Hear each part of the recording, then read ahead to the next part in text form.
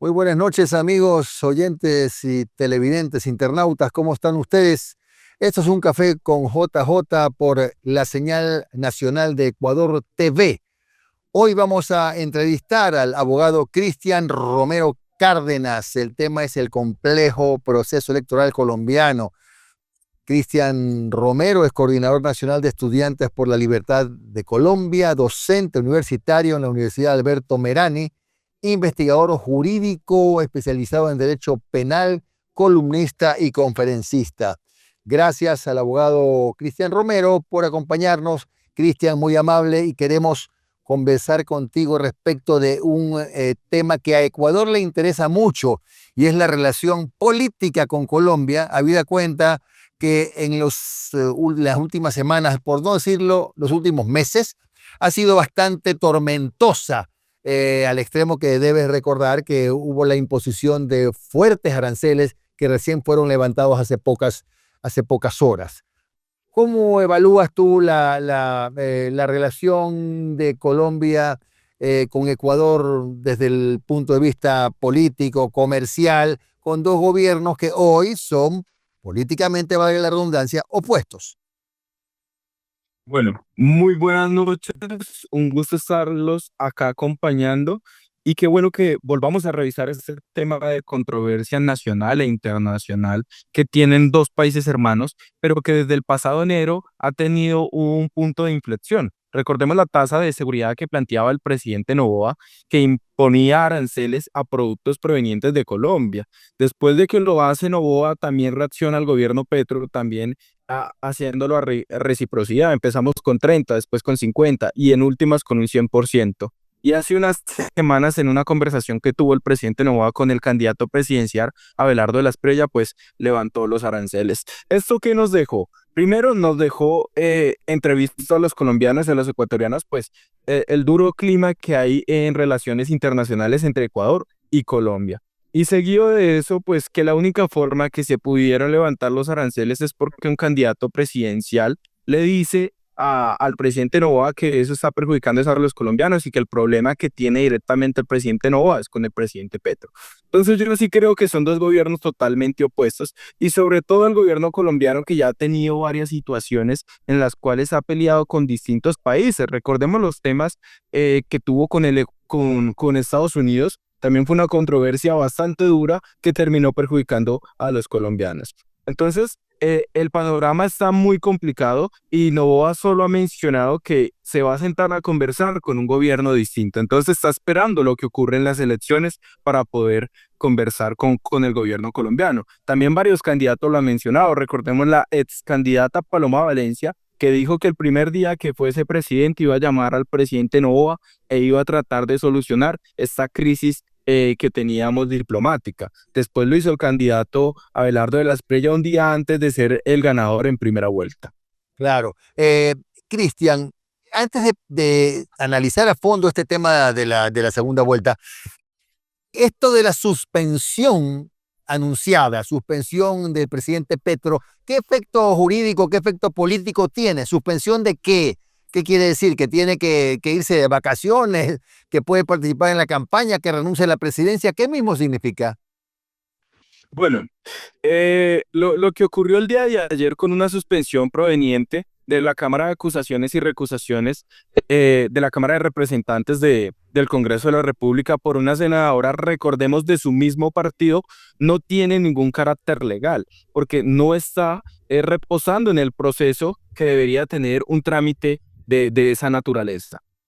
Recordemos que la Constitución habla de una suspensión que se le puede otorgar al presidente y esta la debe hacer es el Senado. Entonces acá el trámite no se realizó y lo único que se hizo fue una senadora de su mismo partido que emite un oficio diciendo que va a suspender al presidente Petro. Entonces, esto no tiene ningún carácter legal. En caso de tenerlo, estaríamos hablando de una suspensión temporal mientras acaba la campaña electoral. Esto le daría facultades al presidente para que se deslinde de su cargo, asuma la vicepresidencia Francia Márquez y el presidente pueda ponerse las botas e ir a hacer campaña electoral, que es uno de los argumentos por los cuales esa senadora de su mismo partido emite esa suspensión temporal, pero no tiene ningún carácter legal porque no cumple ningunos requisitos. Claro. Ahora, entrando ya a navegar un poco en la segunda vuelta, ¿Iván Cepeda representa la continuidad del petrismo o tiene Cepeda un margen para construir su propia identidad? Representa sin duda alguna la continuidad del petrismo. Incluso ellos mismos lo anuncian y el candidato Iván Cepeda lo ha dicho múltiples ocasiones, que él va a profundizar las reformas que el gobierno Petro empezó y no pudo terminar por el lapso del tiempo. También Petro ha dicho muchas ocasiones que si quieren continuar con el gobierno de la vida, con el gobierno de la potencia mundial de la vida, cito textual, pues que elijan al candidato Iván Cepeda. Eso es muy grave porque un presidente no podría participar en campaña electoral, pero se ha dejado ver en varios tweets con esas apreciaciones. Entonces, Iván Cepeda no tiene una identidad propia. Él lo que está haciendo es continuar con esa base votante de Gustavo Petro, con esa base de izquierda progresista, y lo único que plantea es profundizar sus reformas. Hay quienes dicen y hay analistas políticos que aseveran que Iván Cepeda tiene una parte un poco más radical que Gustavo Petro. Entonces, si bien es continuar con esa continuidad, valga la redundancia, del presidente Petro, pues el objetivo sería profundizar y llevar más a detalle las reformas que ellos plantean. Ahora, el hecho de que Petro siga participando, digamos que en forma relativamente activa en la campaña de Cepeda, ¿lo ayuda o no en sus números? Nosotros creemos que sí lo ayuda, básicamente porque tiene unas confrontaciones directas con el candidato Abelardo de la Espriella, textualmente, y lo cita casi que todos los días. Nosotros creemos que sí lo ayuda, pero hay algunas acciones que le terminan restando 2 puntos. Y te traigo a colación el ejemplo de que finalizada la primera vuelta, sale el presidente Petro a decir que desconoce los resultados. Esto nos dimos cuenta que le dio la razón a la oposición y a sus críticos que dicen que Petro en un escenario de perder las elecciones no reconocería los resultados. Y fue lo primero que salieron a hacer. Hace pocos días salió un tuit que decía unas apreciaciones hacia el laxismo. Entonces todo esto le está restando puntos más de lo que debería sumarle a Iván Cepeda. Claro. Ahora, lo que tiene que ver, en cambio, con la otra orilla, que es de la Espriella, ¿ha cambiado en algo su campaña o más bien la ha endurecido en cuanto a las cosas que dice que hará? Ha hablado, me parece, de la demolición o la desaparición de las izquierdas, qué sé yo. ¿Ha cambiado el tono en la segunda vuelta? No sé si Cepeda también haya cambiado de alguna manera su estrategia, ¿no? Bueno, ahora la segunda vuelta está en un conflicto en torno hacia los debates. Recordemos que los colombianos no hemos podido tener un solo debate de los candidatos que estaban punteando en las encuestas. Nunca Ujú. tuvimos sentado en la misma mesa a Abelardo de la Espriella, Iván Cepeda y a Paloma Valencia. No se pudo. Y Cepeda tan pronto ¿Por qué? No es Iván Cepeda. obligatorio, no es obligatorio en Colombia. La ley no los obliga, sin embargo, hubo una acción de tutela que les dijo que tenían que debatir. Iván Cepeda al fin y al cabo no terminó debatiendo, pero no tiene represalia alguna en términos legales. Posterior a esto, después de la segunda vuelta, recordemos que Iván Cepeda había dicho que no iba a participar en ningún tipo de debates, pero tan pronto ve los resultados, dice, invito a debatir al candidato Abelardo de la Espriella con tales condiciones. Entonces, la segunda vuelta en Colombia está en torno a si van a debatir o no. El día de ayer había un debate de vicepresidentes, pero solo asistió el vicepresidente Abelardo de la Espriella. Entonces, ellos están manejando esa postura de que quieren debatir, de que quieren ir a controvertir las ideas, y lo mismo está haciendo la izquierda, que los que no quieren debatir son la derecha, y la derecha está diciendo que los que no quieren debatir son la izquierda. Sin embargo, lo que uno puede ver es que ya se citaron varios medios de comunicación para que organizaran los debates y la disposición está de ambas partes. Entonces esperemos a ver qué ocurre, si podemos ver un debate de cara a la segunda vuelta electoral. Sin embargo, en torno a discursos se trata, sí se ha endurecido el discurso un poco del candidato Abelardo de la Espriella, ahora pues que criticando más a Petro con estas dos acciones que citaba anteriormente. Ya, ¿y qué pasó anoche que no se dio ese debate? Seguramente fue iniciativa de un solo medio por ahí o qué sé yo, porque extraña que solo haya ido uno de los dos candidatos. Es que acá tenemos una controversia y es en torno a los vicepresidentes. Abelardo de la Espriella, el candidato ganador de primera vuelta, exige que también debatan los vicepresidentes. La Ujú. fórmula vicepresidencial de Iván Cepeda no quiere asistir a los debates.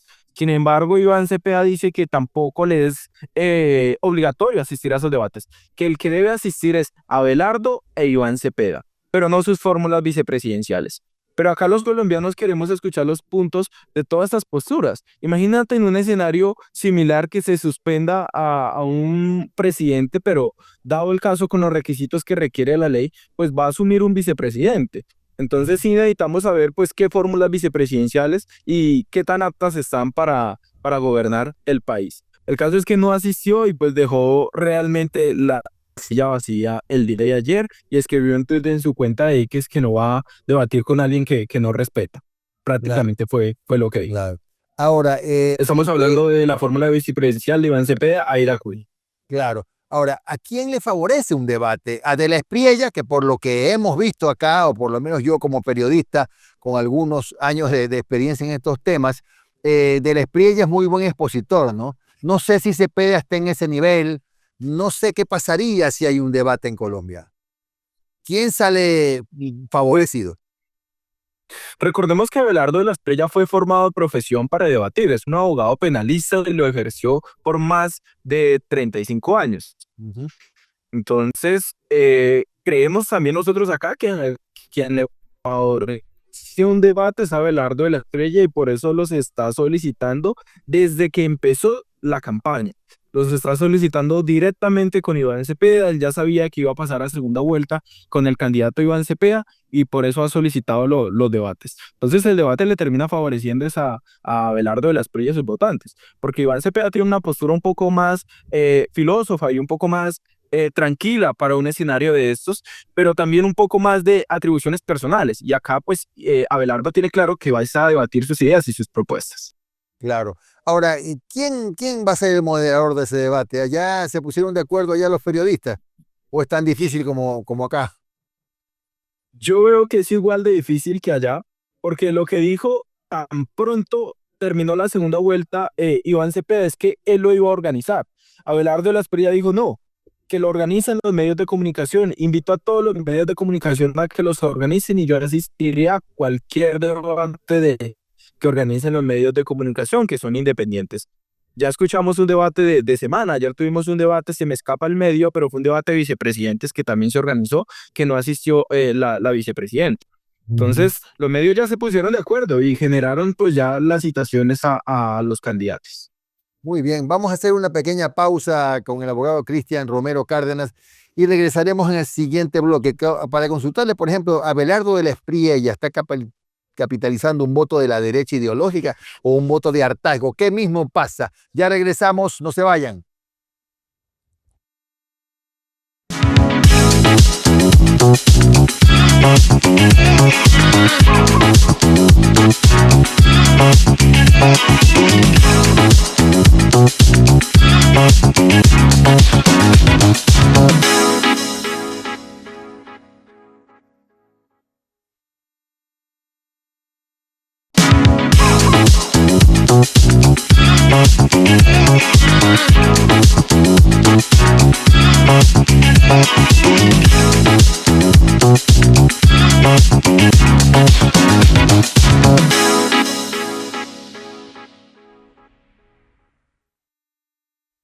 Vamos a este segundo bloque, estamos conversando con el abogado Cristian Romero Cárdenas, coordinador nacional de estudiantes por la Libertad Colombia, docente universitario en la Universidad Alberto Merane, investigador jurídico, especialista en derecho penal, columnista, conferencista. El tema es el complejo proceso electoral colombiano. Y lo que quedó pendiente, entre otras cosas, en el primer bloque, Cristian, es si los colombianos, o mejor dicho, si Abelardo de la Espriella está capitalizando el voto de una derecha fuertemente ideológica o es un voto más bien del hartazgo y que por lo tanto también suma a otros ciudadanos que a lo mejor no votaron por él en la primera vuelta, pero se inclinarían por él en la segunda. Sin duda alguna, Abelardo de las Espriella está capitalizando el voto de la derecha en Colombia. Recordemos que teníamos una contienda, un candidato de izquierda que era Iván Cepeda, una candidata de centro que era Paloma Valencia y el candidato de derecha que por primera vez ocurría en Colombia, un candidato de derecha, pura derecha, pues la que nosotros llamamos derecha conservadora, alejada pues de estas partes un poco más sociales y progresistas, sino más centrado pues en una derecha conservadora, que era Abelardo de la Espriella. Entonces la derecha con esta candidatura Abelardo de la Espriella sí se sintió identificada y se fue a apoyar su campaña. Entonces, ¿qué pasará en segunda vuelta? Pues las cuentas que hacemos los analistas es que los votantes de Paloma Valencia, que eran del centro, van a ir a la candidatura de Abelardo de la Espriella, pues por el gran arraigo que tiene ese partido de centro democrático que representaba a Paloma Valencia con con el expresidente Álvaro Uribe. Entonces nosotros hacemos cuentas de ese poco más de 1.700.000 de votos que se va a trasladar a la campaña de Abelardo de la Espriella. Ahora, pues en política no hay nada escrito tampoco y sabemos que los votos no se van de un lado a otro de manera automática. Pero ya la candidata Paloma Valencia anunció su apoyo y dijo que apoyaba directamente al candidato Abelardo de la Espriella. Entonces nosotros creemos que tiene el sector de la derecha todo cooptado el candidato Abelardo de la Espriella, pero también va a raspar algunos votos de centro, que es lo que se está enfocando en esta segunda vuelta. Claro, se podría decir que de la Espriella es el candidato eh, del empresariado colombiano. Los empresarios colombianos apostarían más por de la Espriella que por una eventual victoria de Cepeda. Sin duda alguna. El candidato que está llevando la bandera del empresariado en Colombia es el candidato Abelardo de la Espriella. Ya lo he dicho en múltiples ocasiones. Y el otro sector básicamente se está centrando es en atacar a este sector empresarial y más pues con un discurso de una clase obrera que llamábamos un discurso tradicional de izquierda, que es decir que el empresario pues es el malo de la ecuación y que tiene que tener ciertas reglas más sociales en la sociedad. Entonces, Abelardo de la Espriella es todo lo contrario. Abelardo de la Espriella está diciendo que va a incentivar, va a innovar y va a ayudar a la creación de nuevos sectores empresariales. También va a traer inversión extranjera para la creación también de empresas y una cooperación pues dentro del sector empresarial. Entonces está tomando esta bandera, que creo que es su bandera más fuerte al lado de la bandera de la seguridad. Ahora, ¿Cepeda tiene posibilidades reales, por ejemplo, de captar algo del voto moderado o su cercanía con Petro se constituye pues en una piedra en ese camino? Ya vimos que Cepeda lo que está haciendo es invitar a tomarse un café a ex candidatos como Fajardo, como Ujú. Oviedo, como Claudia López. Ya tiene de su lado a Roy Barreras, que pues no sacó un porcentaje interesante, pero pues igual está sumando a todos estos sectores que se decían de centro. Los está sumando y los está llamando pues para que vayan a su campaña y los terminen ayudando. Vemos que el centro básicamente lo que hizo fue salir de la ecuación, pues lo digo en el sentido de que los candidatos que representaban el centro no están ni aquí ni allá. Ajá. Básicamente lo que dijeron es que las elecciones son importantes, pero que no van a tomar pues un partido decisivo y hasta la fecha no lo han hecho. Hay dos ya importantes, pues recordemos que Sergio Fajardo casi saca 1.000.000 de votos y ese 1.000.000 de votos pues, que acompaña a Sergio Fajardo es un millón fiel de él, es una base de Sergio Fajardo. Y lo que está definiendo de cara a la segunda vuelta es dónde se va a ir ese 1.000.000 de votos, que es prácticamente el que nos va a precisar quién va a ser el próximo presidente de Colombia. Y Fajardo todavía no dice para qué lado se inclina, ¿no?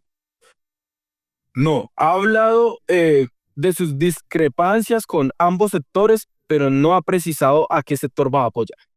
Bueno, en cuanto a Fajardo, de lo que se transmite acá en el Ecuador, que es un tanto conocido como un candidato tibio, a lo mejor por eso es que todavía no dice si es A o si es B. Los colombianos tenemos un antecedente que son las elecciones del 2018, donde se enfrentaba Iván Cepeda, perdón, y Iván Duque, Petro y el candidato Fajardo, y el candidato Fajardo se quedó de cara a la segunda vuelta por muy pocos votos. Y la postura que tomó en esa segunda vuelta fue desaparecer. desaparecer de redes sociales. Después nos enteramos, si él mismo lo dijo, me fui a ver ballenas, a relajarme un poco de esa campaña electoral, pero no tomó postura. Y entonces es conocido en Colombia pues como el candidato que en segunda vuelta se va a ver ballenas y por eso tiene ese título de tibio. Aquí solo se le dice a serio.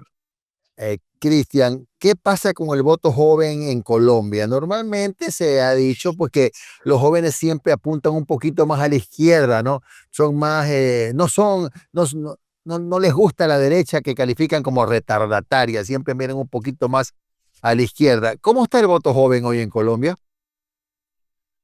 En Colombia es similar y el voto joven es decisivo. Quien eligió a Gustavo Petro presidente fueron los votantes más jóvenes. Ya. Los votantes que por primera vez iban a ejercer su derecho al voto. Ellos fueron los que eligieron a Gustavo Petro. Pero hoy la tendencia está cambiando.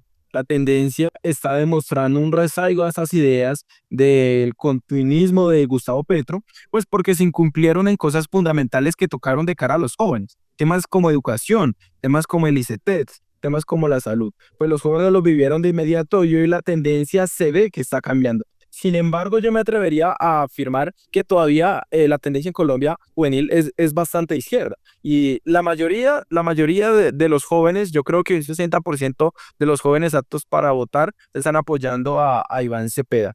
Pero recordemos que antes era un casi 90%. Mm. Entonces, ha perdido gran votantes del sector juvenil, pero todavía yo creo que son la mayoría. ¿Por qué lo preciso? Pues por las universidades. Las universidades todavía manifiestan su apoyo, las universidades públicas, ¿no? Y algunas privadas todavía manifiestan su apoyo al candidato Iván Cepeda. ¿Qué tan importante es el voto en las regiones más golpeadas por la violencia, por el narcotráfico, por los subversivos, etcétera? Puntualmente diría yo que el sur y las provincias vecinas con Venezuela.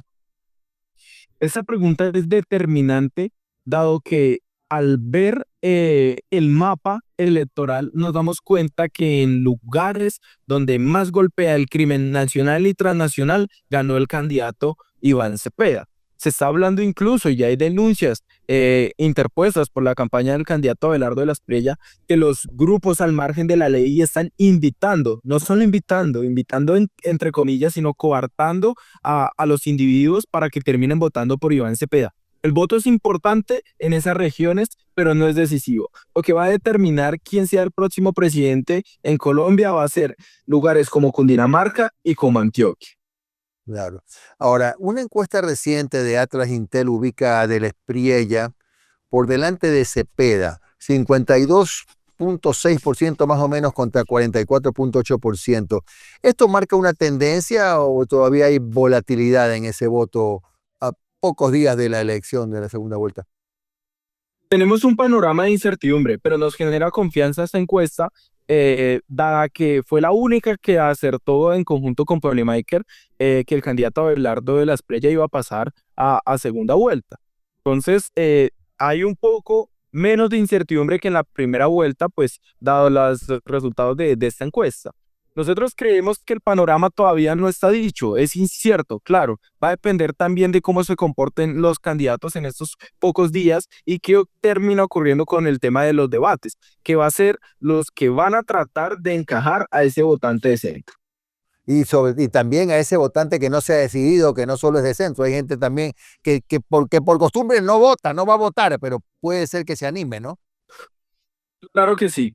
Ese votante indeciso también, el objetivo de estas dos campañas es tratar de convencerlo y sobre todo también de disminuir el voto en blanco, que siempre tiene un porcentaje interesante. Casi medio millón de votos en blanco, pues genera un panorama un poco crucial para poder determinar quién va a ser el próximo presidente. Me es pertinente precisar que el voto en blanco en Colombia en segunda vuelta no tiene ningún carácter legal o jurídico, es decir, si gana el voto en blanco no termina ocurriendo nada. En primera vuelta sí, pero en segunda vuelta no termina ocurriendo nada. Gana el candidato que más votos tenga. Claro, ahí para cerrar, Cristian, desde tu visión, ¿Del Espriella en este momento es favorito para ganar en Colombia? Desde mi postura, Abelardo de la Espriella actualmente es el favorito para ser el próximo presidente de Colombia, pero no todo está escrito. ¿Y por qué digo que no todo está escrito? Porque en Colombia un solo hecho, como una mala acción del candidato, puede costarle la presidencia y tenemos antecedentes gigantescos que nos han demostrado esto. Caso del ex senador, hoy difunto, no, em, el ex senador que participaba en la elección con el candidato, bueno, anterior expresidente Juan Manuel Santos, Ajá. que tenemos un antecedente que golpeó a un colaborador y era favorito en las encuestas, había ganado la primera vuelta y perdió la segunda vuelta por ese antecedente. Entonces tenemos varios antecedentes que eso puede ocurrir, así que va a ser decisivo cómo se comportan los candidatos de cara a esta segunda vuelta, cómo participan activamente estos votantes y cómo logran desmentir también un poco las cosas que se les ha mencionado de lado y lado, pues porque la segunda vuelta también se está enfocando en decir, oiga, eso que están diciendo de mí no es cierto, eso que están diciendo de mí no es cierto. Entonces, Ujú. vamos a ver cómo se comportan, qué termina ocurriendo, el panorama es incierto, pero hoy por hoy el favorito es el candidato Abelardo de la Espriella. Muchas gracias al abogado Cristian Romero Cárdenas, coordinador de Estudiantes por la Libertad, docente universitario, columnista, conferencista, investigador jurídico. Cristian, muy amable, gracias por haber compartido estos minutos de tu tiempo. Muchísimas gracias a ustedes, muy buenas noches. Gracias. Bien, amigos, y con ustedes también muy buenas noches. Ya tenemos un panorama, una visión de lo que está pasando en Colombia. Volveremos mañana viernes a las 10 de la noche en Ecuador TV.